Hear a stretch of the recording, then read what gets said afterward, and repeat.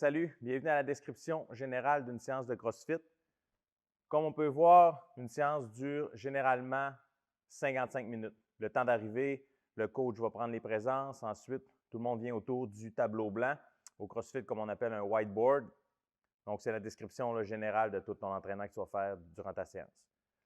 Première étape, toujours le warm-up. Le warm-up, c'est quoi? C'est la préparation à l'entraînement. Il y a deux types de warm-up. Souvent, les deux sont faits à même le warm-up. Un échauffement général et un échauffement spécifique.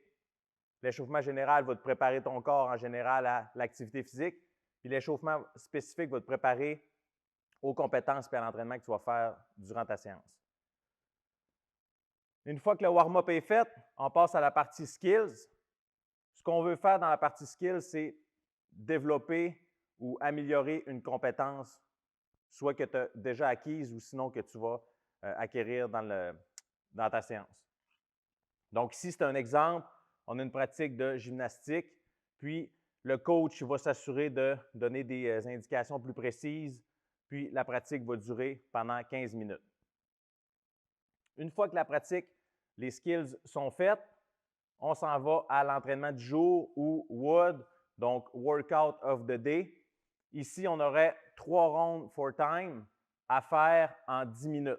Donc, toute la terminologie de l'entraînement, dans les prochaines vidéos, on va passer à travers, fait que tu n'auras pas de problème, là, mais que tu arrives à ta séance.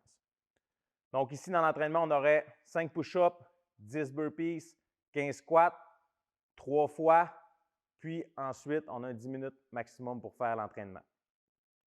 Le coach, bien sûr, va te faire la démonstration, l'explication de tous les exercices, puis pendant ton entraînement, il va te coacher également là, pour que tu t'assures que tout soit fait en sécurité, puis que tu saches te dépasser.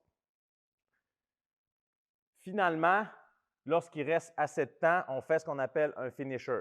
Donc, le finisher, c'est juste exemple, on a terminé l'entraînement, il reste encore 5 à 10 minutes, soit qui est planifié ou soit qui est improvisé. Comme ici, on aurait des abdos, 3 minutes de chaise au mur. Mais sinon, ça peut être n'importe quoi, du cardio, peu importe. Donc, on veut maximiser notre temps d'entraînement. C'est à ça qui sert le finisher.